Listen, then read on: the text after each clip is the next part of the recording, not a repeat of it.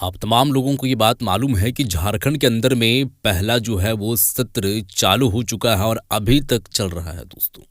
इस बीच माननीय विधायक टाइगर जयराम कुमार महतो का एक से एक बयान सामने आ रहा है।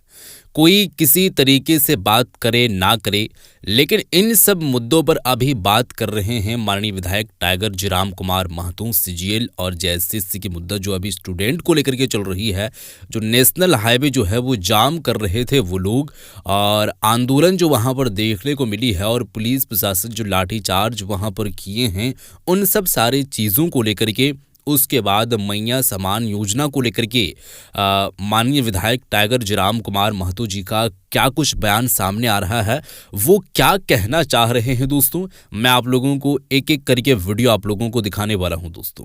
दो सेक्शन में इस वीडियो को हम डिवाइड करेंगे और दो वीडियो में इस वीडियो में आप लोगों को दिखाने वाले हैं, यानी कि इसी वीडियो के अंदर में दो वीडियो आप लोग देखेंगे जिसमें से जेएसएससी और सीजीएल के मुद्दा पर जो है वो बोले हैं, उसके बाद मैया समान योजना को लेकर के बोले हैं, बाकी और भी कई सारी चीज़ें हैं जो बात जो है वो कहते हुए नजर आए हैं स्टूडेंट को लेकर के, और तमाम तर बातें जो है वो कह रहे हैं टाइगर जयराम कुमार महतो। आप ये वीडियो सबसे पहले देखें, उसके बाद आगे की हम बात करेंगे, लेकिन सबसे पहले आप ये वीडियो देखें दोस्तों।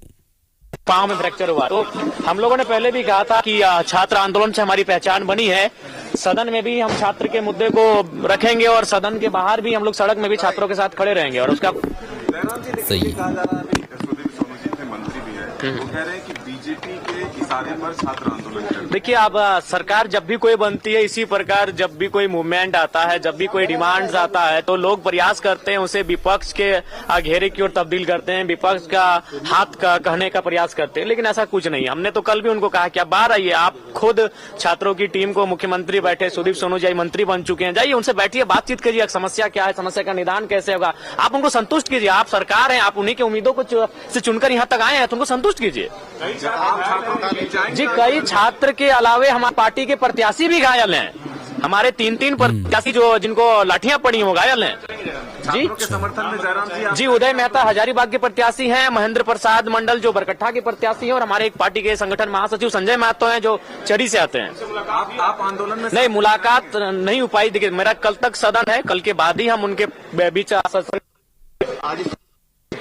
जी, ये दुर्भाग्य है, बहुत ही दुर्भाग्यपूर्ण स्थिति है कि आज छात्रों के साथ इस प्रकार का दुर्व्यवहार किया जाता है। तो निसंदेह आज भी उस विषय को हम रखेंगे। जयराम जी, राजनीति से प्रेरित बताया जा रहा है कि किसी उद्देश्य के साथ जो ये आंदोलन किया जाता है, छात्रों को उग्र किया जा रहा है छात्रों को। देखिए, हम तो बार बार कह रहे हैं कि सरकार आपकी गठित हो चुकी है, आप उनसे बैठ के बात कीजिए ना भाई।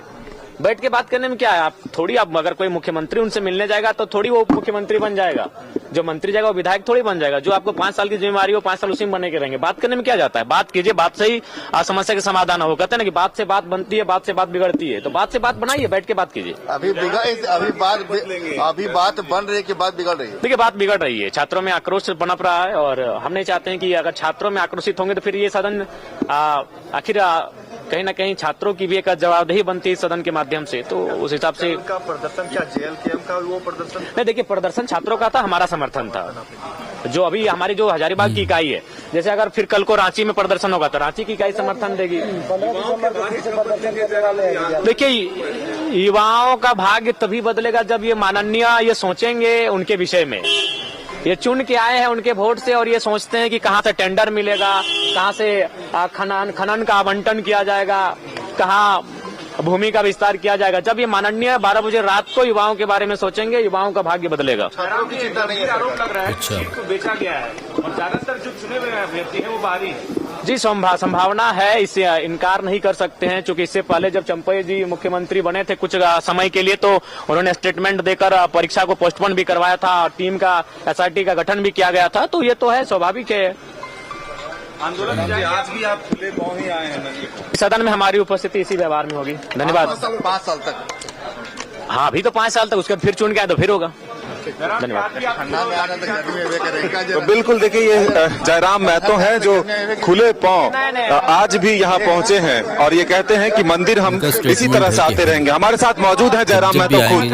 भर्त्सना करते हैं और सरकार को इस प्रकार का कायरतापूर्ण व्यवहार नहीं करना चाहिए। मैंने उनको सदन में भी बात को रखा कि उनसे मिलिए, वो झारखंड राज्य के बच्चे हैं तो उनको समस्या का निदान किया जाए। इस तरह से बर्ताव करना नहीं, बिल्कुल उचित नहीं है। सरकार मनमानी कर रही है। सरकार को लगता है कि वो समीकरण से चुनाव जीत के आती है। हम छात्रों पे लाठी चार्ज करें, उन पे गोलियां मार दें, हमें फर्क नहीं पड़ता है, क्योंकि हमें जो लोग वोट देते हैं वो किसी भी हाल में हमें वोट करेंगे। सरकार की ये मानसिकता है। छात्रों के साथ हैं आप? जी, हम छात्रों के साथ हैं। जयराम जी बोले हमारे साथ सीधे जयराम जी। तो ये तस्वीर आप देख रहे हैं विधानसभा के बाहर से, जहां लगातार विधायकों के आने का सिलसिला शुरू है। तो ये जेएससी और सीजीएल के मुद्दे पर जो है वो बात बोले हैं दोस्तों, ये लगातार, क्योंकि छात्र आंदोलन ये खुद कर चुके हैं विधायक, माननीय विधायक बनने से पहले, तो उनके जो है वो भावनाओं से पूरी तरीके से रूबरू रहते हैं। माने कि अगर देखा जाए पूरी तरीके से तो उनसे रिलेट कर पाते हैं। उनके जो है वो दिल की बात क्या चल रही है, वो लोग क्या किस पीड़े में हैं, वो जो है वो इनके दिल के अंदर में दिखता है, क्योंकि वो जो है वो समस्या ये खुद झेले हैं। तो उनके साथ में ये खड़े हैं अभी तक, जैसे कि ये स्टेटमेंट दे रहे हैं। अब एक और वीडियो में आपको दिखाना चाहूँगा कि मैया सम्मान योजना को लेकर के या और भी क्या क्या बातें किए हैं। आप ये वीडियो देखें, उसके बाद आगे हम बात करेंगे। सरकार सामना तो करे, सरकार सामना करने से भाग रही है, सरकार अपनी जिम्मेदारियों से कतरा रही है। अच्छा, सत्ता में बैठकर अगर ऐसो आराम का 5 साल व्यतीत करना चाहते हैं, जो इस राज्य के छात्रों के लिए बहुत दुर्भाग्यपूर्ण होगा। हमें तो लगता है कि आग्रह करने पर भी सरकार नहीं मानेगी, क्योंकि उसी के कारण इन्होंने सरकार बनाई है। सरकार को छात्रों के आक्रोश का सामना करना चाहिए, उनका आक्रोश का समाधान निदान कैसे, उस दिशा में पहल करनी चाहिए। उन्होंने इसे गंभीर नहीं माना और आज इसका दुष्परिणाम है कि वो आज कई छात्र, सैकड़ों की संख्या में छात्रों का हाथ की अंगुलियां फ्रैक्चर हुई है, पांव फ्रैक्चर हुआ है, सर फ्रैक्चर हुआ है और वो अस्पताल के स्ट्रक्चर में लेटे पड़े हुए हैं। हमें लगता है कि जब तक नीति नहीं बनेगी तब तक इसी प्रकार के आंदोलन होंगे, तब तक इसी प्रकार के धरने होंगे और इसी प्रकार छात्रों की पिटाई होगी, जो कि बहुत ही शर्मनाक है।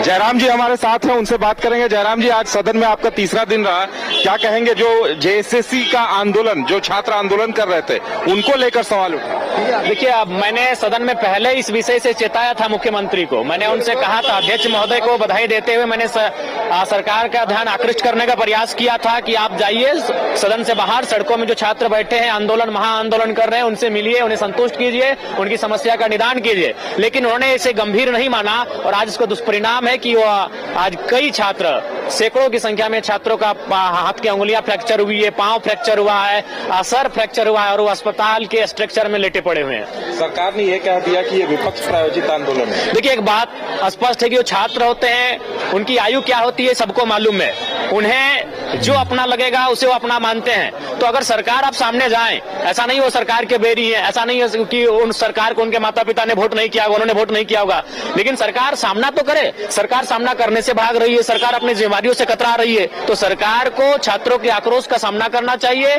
उनका आक्रोश का समाधान निदान कैसे, उस दिशा में पहल करनी चाहिए।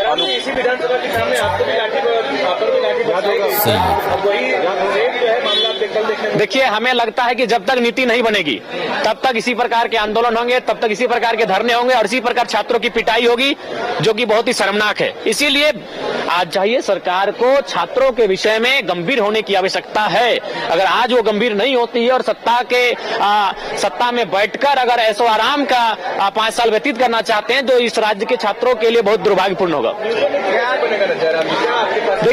देखिए, नियोजन नीति जब तक आप अस्थायी रूप से नहीं बना पाए हैं, तब तक आप चाहें प्रखंड स्तरीय या जिला स्तरीय भाषाओं में जो प्रतियोगिता की परीक्षाएं हैं उनको लेने का कार्य करें। अनुपूरक बजट आज लाया गया है, उसे किस तरह से देखना है? देखिए, उसे अध्ययन करेंगे। चूंकि तुरंत राज्यपाल महोदय चले गए, उसके तुरंत बाद ही आज के सदन को स्थगित कर दिया गया है। तो हमें डॉक्यूमेंट्री के तौर पर उन सारी चीजों को दे दिया गया है। उसे अध्ययन करने के बाद उस पर हम लोग कल बात करेंगे। गैस सिलेंडर में सब्सिडी है, कई ऐसी योजनाएं सरकार ने घोषित की हैं, उसे आप किस तरह से? देखिए, मैया सम्मान अर्थव्यवस्था को एक नकारात्मक दिशा में ले जाने का कार्य करेगा, इसलिए सरकार से आग्रह होगी हमें तो लगता है कि आग्रह करने पर भी सरकार नहीं मानेगी, क्योंकि उसी के कारण इन्होंने सरकार बनाई है और अपनी सरकार बनाने के कारण ये आज जो अर्थव्यवस्था की हालत होगी ये हम सबों के सामने 5 साल में होगा।